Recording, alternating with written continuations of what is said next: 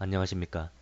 오늘은 세 남자의 아내였으며 세 왕국의 여왕으로 그 막강한 권력을 행사하였던 소선호의 파란만장했던 일생을 여러 기록들을 종합하여 이야기해 보겠습니다. 소선호는 을류가 낳은 연타발의 딸이었습니다. 아버지 연타발은 졸본국의 국상, 즉 최고 자리의 신하였으며 어머니 을류는 본래 졸본후 을족의 부인이었는데 을족이 죽자 연타발을 남편으로 맞아 소선호를 낳게 됩니다. 이에 해당하는 기록을 읽어보겠습니다. 예전에 졸본후 을족이 그의 숙부 권현백 을송의 딸 을류에게 장가들어 아들 을음을 낳고 죽었다. 국상 연타발은 칠국의 난에서 사직의 공을 세웠기에 그 처와 아들을 떠맡게 되었는데 연타발이 마침내 을류를 초로 삼아 딸 관패와 소선호를 얻었다. 소선호의 외조부는 고년후를 지낸 을송으로 대대로 졸본의 실세였으며 소선호의 어머니 을류는 주몽의 외조부 옥두진의 외종사촌 누이가 됩니다. 즉 소선호의 혈통은 외부에서 온 것이 아니라 졸본을 터전으로 하였습니다. 또한 소선호의 외조모는 해모수의 다섯천비 즉 황비 중 하나인 우희였습니다. 즉 소선호는 뼈대 있는 가문의 딸이었던 것입니다. 소선호는 평생 세 남편을 갖게 되는데 그 첫 번째는 우대이고 그 두 번째는 주몽이며 그 세 번째는 유리명왕이었습니다. 먼저 첫 번째 남편 우대에 대한 이야기부터 시작하겠습니다. 우대는 북부여 헤브르 왕의 서손이고 금화왕의 아들이라고 합니다. 하지만 그 어머니가 미천하다고 하였으니 그가 정상적인 혼인을 통해 태어난 아들로 보기에는 힘듭니다. 우대는 소선호가 19살 즈음이었을 때 소선호에게 장가들고자 허락을 구하였으나 할아버지인 헤브루는 그의 어머니의 신분이 미천함을 들어 그 결혼을 허락하지 않았습니다. 해당하는 기록을 읽어보겠습니다. 당시 졸본태수 연타발의 딸 소선호는 매우 아름다웠는데 우대가 이를 듣고 졸본으로 가기를 청하였으나 헤브루 왕은 우대의 어미가 미천하다 하여 허락하지 않았다. 이에 우대는 몰래 졸본으로 가서 소선호와 정을 통하였다. 백제서기에서는 소선호가 매우 아름답다고 하였는데 주몽의 신하 협보는 그녀를 요부처럼 행동한다고 묘사하였습니다. 관련된 기록을 읽어보겠습니다. 마리는 가을꽃처럼 아름답고 은빛 비늘처럼 맑다고 하였으나 협보는 요염한 웃음으로 비위를 맞추어 음행을 좋아하는 듯 하니 성상의 배필로 적절하지 않다고 하였다. 라고 되어 있습니다. 젊은 남녀의 사랑을 신분이 막을 수 없었기에 소선호와 우대는 결국 서로 만나 태백산으로 도망가 비류라는 아들을 낳게 됩니다. 해당하는 기록을 읽어보겠습니다. 연타발은 헤브루 왕이 허락하지 않았기에 이를 금하고자 하니 함께 태백산 골짜기 비류천 가로 도망가 하신에게 제사 지내고 비류라는 아들을 낳게 되었다. 이들이 도망가 아들까지 낳게 되자 결국 소선호의 아버지 연타발은 이들을 불러 혼인을 허락하게 됩니다. 해당하는 기록을 읽어보겠습니다. 연타발이 이를 듣고 사람을 보내 맞아들이니 마침내 졸본의 땅이 그에게 막혀졌다. 이때가 한나라 원제 초원 2년 갑술년 기원전 47년이었다. 기원전 44년 졸본국은 비류국과 소금 운반 및 철의 무역에 대한 일로 서로 전쟁을 벌이게 되었고 소선호는 전쟁에 패한 결과로 어머니 을류가 무릎으로 기며 목숨을 구걸하는 장면과 언니 관패가 비류국왕 송량에게 바쳐지는 처참한 광경을 목격하게 됩니다. 이때 소선호는 잘생겼지만 나약한 남편 우대가 아닌 졸본국을 지킬 강한 인물을 원하게 됩니다. 그리고 그녀 앞에 당대의 영웅 주몽이 나타납니다. 유부녀로서 주몽을 맞이할 수 없었던 소선호는 남편 우대에게 졸본국을 떠나 자결할 것을 권합니다. 이와 같은 일이 가능했던 것은 졸본국이 여왕을 중심으로 한 나라, 즉 여왕이 통치하는 나라였기 때문입니다. 해당하는 기록을 읽어보겠습니다. 구대 혹은 우대는 졸본의 세족으로 잘생겼으나 용맹스럽지 않았기에 마침내 사랑이 쉽게 되었다. 소선호는 추모에게 계가하고 싶어 사람을 시켜 구대에게 자살을 권하고 남편의 상을 당하였다 하였다 라고 되어 있습니다. 우대는 결국 기원전 41년에 죽게 됩니다. 기록을 읽어보겠습니다. 7년 경진년 기원전 41년 정월 왕모 을씨가 부여에서 홍서하였다. 왕이 가서 그 시신을 모시고 돌아왔으나 병을 얻어 홍서하였다. 박창화 필사본 백제서기 우대왕기 내용입니다. 소선호의 두 번째 남편은 주몽, 즉 동명성왕이었습니다. 백제서기에서는 소선호의 첫 번째 남편 우대가 죽은 지 1년 반가량이 지난 후에 소선호가 졸본으로 은밀히 주몽을 맞이하였다고 전합니다. 해당하는 기록을 읽어보겠습니다. 8년 신사년 기원전 40년 7월 모수왕의 태자 주몽이 북부여에서 도망하여 왔다. 나이 19세로 어느 누구도 비할 수 없는 영웅이었다. 소선호가 그를 맞아 빈당에 모시고 매우 후히 대접하며 아침 저녁으로 함께 목욕을 하였다. 주몽이 달콤한 말로 유혹하기를 여군의 나이 27인데 선왕을 위해 수절할 수 있겠습니까? 라고 하니 소선호가 말하기를 감히 정절이라 말할 수는 없고 남편으로 삼을 만한 사람이 없었다는 것입니다. 이에 주몽이 그 뜻을 깨닫고 유혹하여 정을 통하였으나 백성들이 화를 낼까 두려워하여 이를 숨겼다. 소선호는 주몽의 제안을 받아들여 활쏘기 시합을 통해 주몽이 졸본국을 맡을 인물이고 또 자신의 남편감임을 대외적으로 알리고자 하였습니다. 해당하는 기록을 읽어보겠습니다. 기원전 40년 10월 소선호가 말하기를 지금 그대와 내가 몰래 정을 통하고 있으나 백성들에게 알리지 않았으니 어찌하면 좋겠습니까?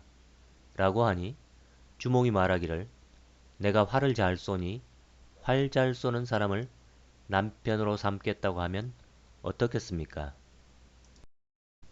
소선호가 이를 승낙하고 전국에 영을 내리기를 내가 어린 나이에 과부가 되었으니 혼자 살 수는 없다. 활을 잘 쏘는 사람을 남편으로 삼을 것이니 재주가 있는 자들은 나의 앞에서 시험해 보라. 영이 내려지자 응모하는 자가 매우 많았으나 모두 주몽에게 미치지 못하였다. 소선호가 크게 기뻐하며 마침내 주몽과 사당에서 혼인을 하였다. 소선호가 주몽과 합치면서 내건 조건은 자신의 아들 비류를 다음 때의 임금으로 삼는 것이었습니다. 그리고 주몽은 이를 약속했습니다. 기록을 읽어보겠습니다. 기원전 38년 2월 소선호가 말하기를 난궁께서 나를 처로 삼고 나의 아들을 태자로 삼는다면 나의 신하들이 어찌 복종하지 않을 도리가 있겠습니까? 라고 하니 주몽이 옳다고 하였다.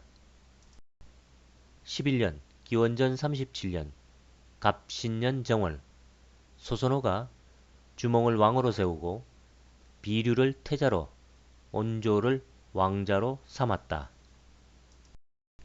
기원전 37년 우대의 옛 신하들과 졸본의 옛 신하들로 하여금 주몽의 신하들과 서로 혼인하게 하여 친척이 되라 하였으며 국호를 고구려로 바꾸었다.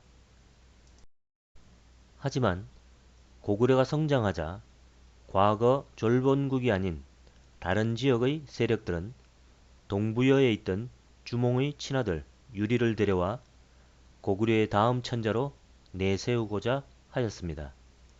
그리고 마침내 주몽이 소선호에게 하였던 후계자에 대한 약속이 깨어지자 화가 난 소선호는 궁을 떠나 고향 졸본의 땅으로 가버립니다. 관련된 기록을 읽어보겠습니다. 기원전 20년 10월 성상께서 호래 후 유리와 함께 신수를 배하라고 신하들을 모아 정륜을 논의하니 소선호 후는 세의 불리함을 알고 크게 화를 내며 구도와 구분과 함께 우양으로 물러가며 말하기를 태백중홍의 고사를 따라 나라를 유리에게 양보하고자 합니다. 라고 하였다. 소선호의 세 번째이자 마지막 남편은 다름 아닌 주몽의 아들 유리였습니다. 후계자에 대한 주몽의 약속이 지켜지지 않음을 원망하며 소선호가 졸본으로 떠나버리자 주몽은 내란이 일어나 나라가 갈라질지도 모른다는 위기감을 느낍니다. 이에 소선호에게 다시 이세후를 제안하는데 이세후란 대를 이어 황후가 되는 것을 의미합니다. 즉 소선호에게 자신이 죽으면 다시 유리명왕의 황후가 되어 다음 때를 기대하라는 뜻입니다. 관련 기록을 읽어보겠습니다. 태자를 바꿀 때 대패하여 우양으로 돌아가니 추목해서 오이와 마리에게 말하기를 소선호 후가 권력을 잡은 지 19년 동안 국사의 대부분이 그 손에서 결정되었고 많은 인물들이 그 휘하에서 나왔으니 폐위하면 변란이 생길 것이고 주살하는 것은 차마 할 수 없는 일이다. 내 어찌 유철처럼 할 수 있겠는가. 소선호 후를 유리의 처로 삼아 내가 죽은 후에 이세후로 만들면 그 권력이 이어져 안심하게 되고 새로운 임금을 보좌하고 그 자녀들을 보호하게 되니 일거삼득이라. 그대들은 어떻게 생각하는가? 추모경에서는 기원전 19년 정월에 이세후에 대한 제안을 주몽이 으름을 통해 소선호에게 전달합니다. 그리고 그 제안은 받아들여졌습니다. 기록을 읽어보겠습니다. 동명 19년 이민년 기원전 19년 봄 정월 유리태자를 정륜으로 삼았다. 성상께서 으름을 불러 은밀히 조서를 내리기를 내 병이 쉽게 낫지 않아 그대의 누이를 유리의 처로 삼아 나라를 물려주려 하니 속히 불러오라 하여 으름이 온 공주와 함께 우양으로 가서 그 뜻을 알렸다. 하지만 동명성왕이 죽고 유리명왕이 즉위하자 유리명왕은 그 약속을 지키지 않았습니다. 기록을 읽어보겠습니다. 기원전 19년 10월 유리가 예전의 송량의 집에서 지낼 때 송량의 딸 송화와 몰래 정을 통하였었다. 이때에 이르러 아이후가 출산하고 누워 있었고 후궁은 없었기에 송화가 내전으로 들어와 예전처럼 다시 정을 통하였다. 백제서기에서는 유리명왕이 송량의 딸 송화와 몰래 정을 통했다고 전하지만 송화는 유리가 동부여에서 고구려로 들어와 송량의 집에 머물 때 이미 혼인한 유리명왕의 조강지처였습니다. 유리명왕은 송량의 지원을 받았기에 아버지 동명성왕의 약속을 지킬 수가 없었습니다. 즉 송화가 유리명왕의 황후가 된 것입니다. 아이러니하게도 과거 비류국, 즉 다물국이 다시 졸본국에게 승리를 거두는 장면입니다. 송화는 비류국 송량의 딸이자 소선호의 언니 관패의 딸, 즉 소선호의 조카였습니다. 결국 기원전 19년 10월 소선호는 유리명왕의 태도에 크게 화를 내며 더 이상 미련을 갖지 않고 남으로 내려가 백제를 건국하기로 합니다. 즉 고구려가 갈라진 것입니다. 해당 기록을 읽어보겠습니다. 기원전 19년 10월 이에 태후가 노하여 말하기를 그대가 태자 시절에는 우리 부부를 속여 어질고 현명함을 보이더니 이제 그대의 아비가 죽자 감히 갑자기 이리 하는가. 이에 비류와 온조를 불러 의논하기를 내가 유리에게 속았으니 너희들은 서둘러 각자의 봉지로 떠나라. 비류가 말하기를 대왕이 살아계실 때는 우리를 아들처럼 아끼셨으나 지금은 군더더기 신세를 면치 못하니 어머니를 모시고 남쪽으로 가서 새로운 나라를 만드는 것이 나을 것입니다. 온조가 이를 승낙하였다. 소선호는 기원전 66년에 태어나 기원전 6년 61세의 나이로 참으로 파란만장한 생을 마감합니다. 고대 기록은 61세로 되어 있고 지금 바뀐 기준으로는 60세입니다. 소선호의 죽음과 관련하여 당시 다소 특이한 기록으로 인해 온조가 어머니 소선호를 시해한 것이 아니냐는 이야기를 하기도 합니다. 이에 대한 기록을 살펴보겠습니다. 13년 기원전 6년 을묘년 2월 여자가 남자로 변하고 오호가 성으로 들어왔다. 왕이 동명수왕에게 제사를 드렸다. 얼마 후 소선호 태후가 병을 얻어 61세로 홍서하였다. 백성들이 소선호 살을 세워 제사를 지냈다. 결론부터 말씀드리면 소선호는 그냥 병사하였습니다. 다만 기록에 구화위남 오호입성이라는 문구가 문제가 되었는데 삼국사기에서는 노구화위남 오호입성이라고 하여 비슷한 기록을 남겨놓았으니 이 구절이 사가가 무언가 은유적으로 말하고자 함은 틀림없어 보입니다. 그와 관련된 기록을 읽어보겠습니다. 서기 425년 2월 연나라에서 여자가 남자로 변한 일이 있었다. 연나라 임금이 신하들에게 물으니 연서좌성 부권이 답하기를 서한 말에 암탉이 수컷으로 변하자 왕망의 화가 있었습니다. 지금 여자가 남자로 변한 것은 신하가 임금이 될 조짐입니다. 자칫통감 권 120의 내용입니다. 자칫통감에 언급된 이 이야기는 북연의 북부에 살았던 조수의 딸에 대한 것이었습니다. 관련된 기록을 읽어보겠습니다. 17년 서기 425년 2월 북부 사람 조수의 딸이 시집을 가자 남자로 변하였기에 아내를 맞아들였으나 자식이 없었습니다. 풍발이 신하들에게 묻기를 이는 어떤 징조인가 라고 하니 상서좌승 부권이 답하기를 한나라 시절에 암탉이 수탉으로 변하였는데 음이 변하여 양이 된 것으로 임금과 신하가 바뀔 징조입니다. 갑자기 부인이 사랑을 독차지하게 되자 왕망이 찬위하였습니다. 지금 여자가 남자로 변한 것은 신하가 장차 임금이 될 징조입니다. 16국 춘추 권 15의 내용입니다.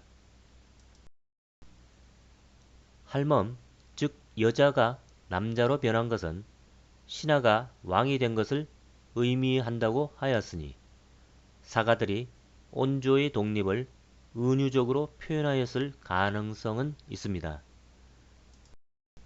오호 입성이란 실제 호랑이가 성으로 들어온 것이 아니라 오호 장군을 의미합니다. 즉 온조가 독립을 허락받고자 무력 시위를 벌였을 가능성은 존재합니다. 그렇다고 이 문구를 들어 온조가 어머니인 소선호를 시해하였다는 것은 지나친 상상입니다. 해당 기록을 읽어보겠습니다. 기원전 6년 5월 왕의 동생 온조가 한산 아래로 나가 자신의 신하들에게 말하기를 말갈과 낭낭이 연이어 왕도를 침범하는데 요상한 일은 자주 나타나고 국모께서는 돌아가셨다. 이 땅은 비옥하여 살기 좋으나 형왕께서는 도읍을 옮길 뜻이 없으니 우리들은 무리를 나누어 이 땅에 살면 어떠한가 라고 하니 무리가 그러하겠다고 하였다. 기원전 6년 7월 온조가 한산 아래에 책을 세우고 따로 살겠다고 청하니 왕이 이를 허락하고 위례성의 백성들을 나누어 주었다. 만약 온조가 어머니 소선호를 시해하였다면 그는 백성들의 지지를 받아 독립하기 어려웠을 뿐만 아니라 나중에 비위의 백제가 멸망한 후 그 땅의 백성들을 아우를 수도 없었을 것입니다. 소선호는 세 나라 즉 졸본국, 고구려국, 백제국을 다스린 당대의 여걸이었습니다. 특히 여왕의 권한이 막강하였던 그 시절의 상황을 보면 그녀가 얼마나 대단한 인물인지 알 수 있습니다. 이 소선호에 대해 간결히 정리한 기록을 읽어보겠습니다. 소선호 후는 연타발 대왕의 셋째 딸로 키가 크고 아름다웠다. 또 권모술수가 있었고 사람들을 잘 다스렸다. 우대왕과 함께 졸본국을 경영하여 인심을 얻었으며 또 주몽왕과 함께 고구려국을 경영하여 또한 여러 사람들의 기대를 얻었다. 유리가 배반하자 다투지 않고 나라를 넘겨주었으며 다시 두 아들과 함께 강을 건너 남쪽으로 가서 백제국을 경영하였다. 세 나라의 태우가 되었으니 사람들이 모두 그녀를 신처럼 받들었다. 오늘은 여기까지 하겠습니다. 감사합니다.